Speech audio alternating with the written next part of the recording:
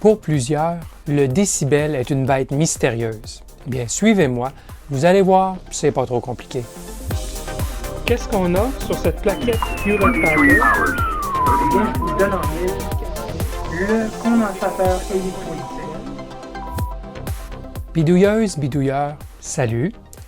Dans mes vidéos précédentes, j'ai fait l'utilisation du décibel ou dB, souvent lorsque je parlais de puissance radiofréquence et de filtre. J'ai alors assumé que le décibel était compris quand même de tous. Eh bien, je me suis fait rappeler à l'ordre, bien sûr, par un abonné à la chaîne. Donc aujourd'hui, je vais vous expliquer à ma façon ce qu'est le décibel.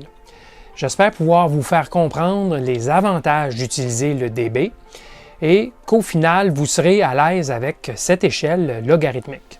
Alors, commençons par un peu d'histoire. Le dB, le décibel, origine des milieux de télécommunications, de l'électronique et de l'acoustique.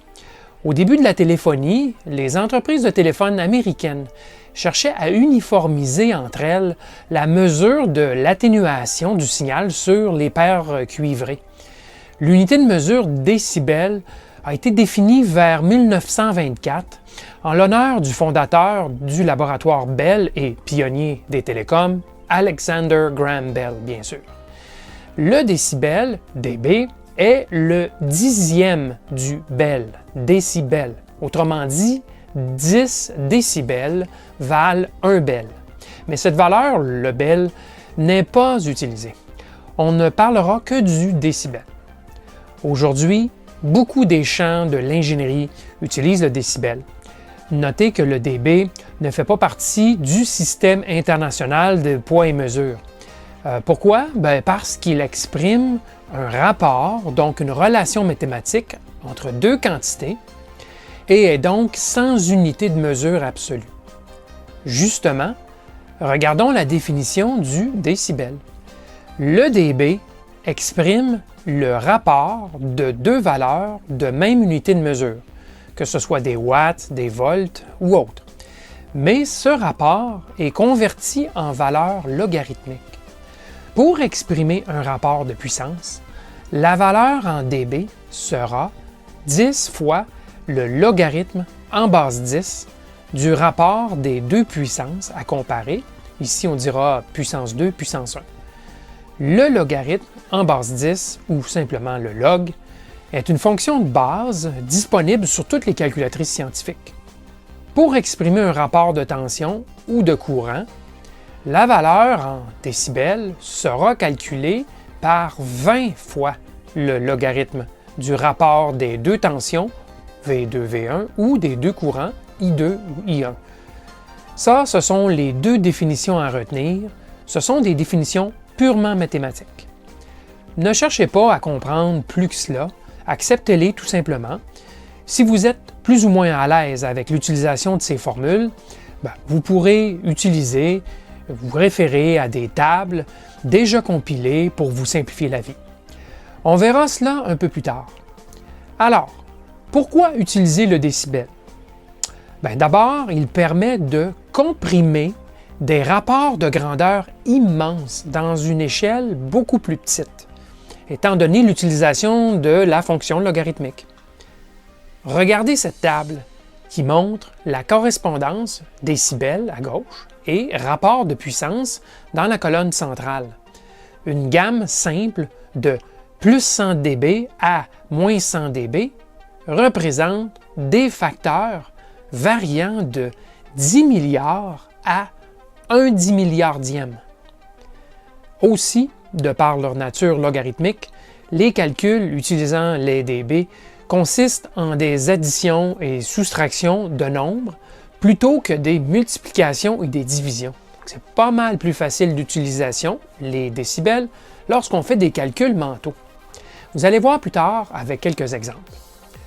Un autre avantage est lors du traçage des courbes. Il est facile d'illustrer une courbe couvrant plusieurs décades et chaque décade aura une aussi bonne résolution sur la courbe. Voyez cet exemple de courbe de réponse d'un filtre. On montre ici un étalement d'amplitude de 60 décibels sur la verticale, soit une gamme de 1 à 1 millième de l'amplitude. Impossible à faire avec une échelle linéaire. Vous ne verriez pas bien les valeurs de 1 millième tout petit et 1 simultanément sur la même courbe à échelle linéaire. OK, alors, est-ce qu'on peut utiliser le décibel comme unité de mesure plutôt que comme comparaison entre deux valeurs? Oui, bien sûr, si on lui adjoint une autre unité de mesure.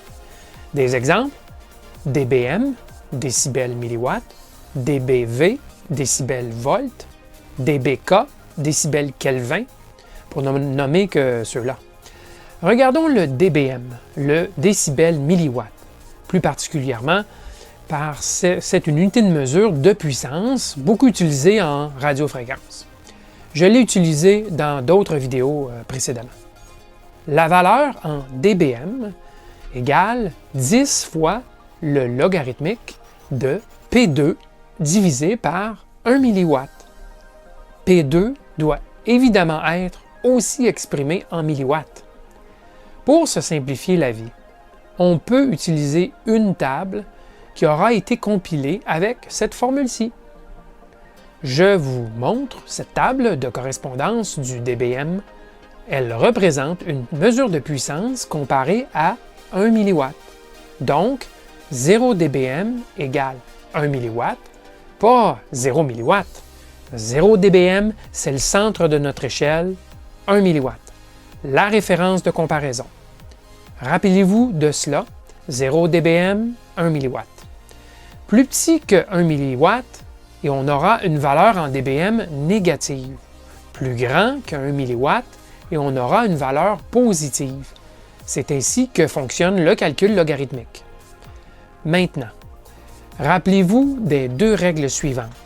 Un facteur de 2 en puissance, donc le double de la puissance, correspond à plus 3 décibels. Inversement, une division par 2 de la puissance s'exprime par moins 3 décibels. Aussi, un facteur de 10 en puissance correspond à plus 10 dB. Et inversement, une division par 10 de la puissance correspond à moins 10 dB. Sachant ces deux correspondances, 3 décibels c'est un facteur de 2 en puissance et 10 décibels c'est un facteur de 10 en puissance, on peut assez facilement figurer mentalement la puissance en watts pour la plupart des valeurs en dBm. Un exemple, disons plus 27 dBm. C'est 27 décibels de plus que 0 dBm ou 1 milliwatt. Bien, plus 27 dBm, c'est 0 dBm, plus 10 dB, plus 10 dB, plus 10 dB, moins 3 dB. C'est donc 1 milliwatt fois 10 fois 10 fois 10 divisé par 2. Donc, 10, 100, 1000 divisé par 2, puisque c'est moins 3 dB, soit 500 milliwatts. OK? Je vous donne un autre exemple. Moins 16 dBm, par exemple. C'est quoi? C'est 0 dBm, moins 10 dB, moins 3 dB, moins 3 dB. Ou en watts, on part à 0 dBm, donc 1 milliwatt, divisé par 10, divisé par 2, divisé par 2. Donc, 100 microwatts divisé par 2, soit 25 microwatts.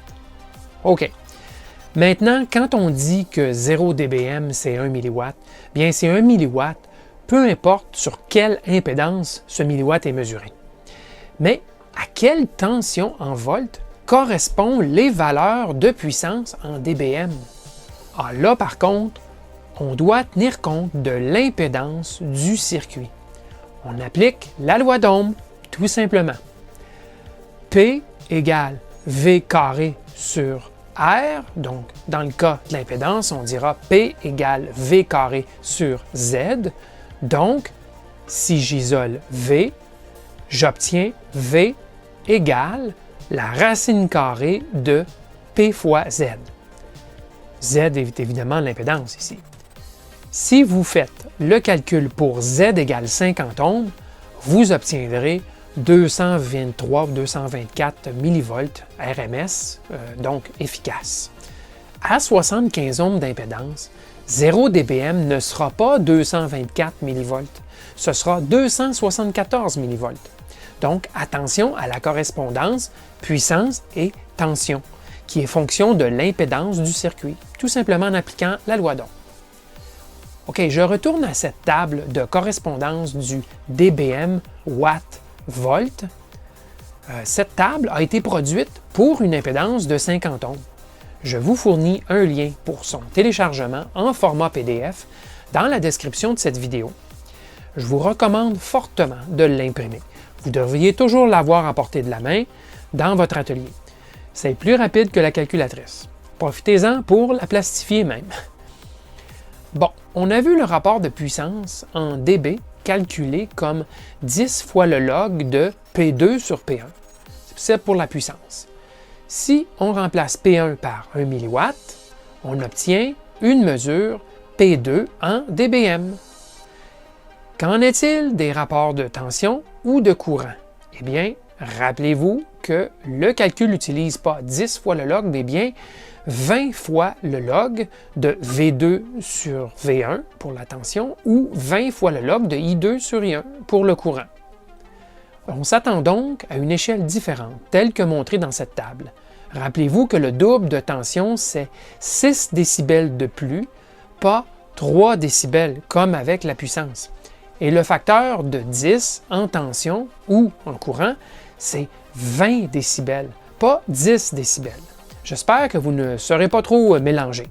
Ma suggestion, rappelez-vous par cœur des règles de puissance, donc 3 décibels et 10 décibels, et que c'est différent pour les tensions et les courants. Et fouillez tout simplement un peu sur Internet pour retrouver les règles de tension et de courant lorsque ce sera nécessaire. OK? Alors voilà, ça fait le tour du sujet. Je vous suggère de revisionner cette vidéo si vous vous sentez un peu mélangé par tous ces rapports de nombres et le logarithme et ainsi de suite. Je suis persuadé que vous saisirez mieux la deuxième fois que si vous regardez la vidéo. Rappelez-vous aussi que tout cela est bien expliqué sur des sites web comme Wikipédia par exemple. Sur ce, si vous avez des commentaires, il existe une zone pour cela, juste en dessous de la vidéo, bien sûr. Le pouce en haut, le pouce en bas, une bonne façon de faire savoir votre appréciation. Merci de me suivre régulièrement et à la prochaine!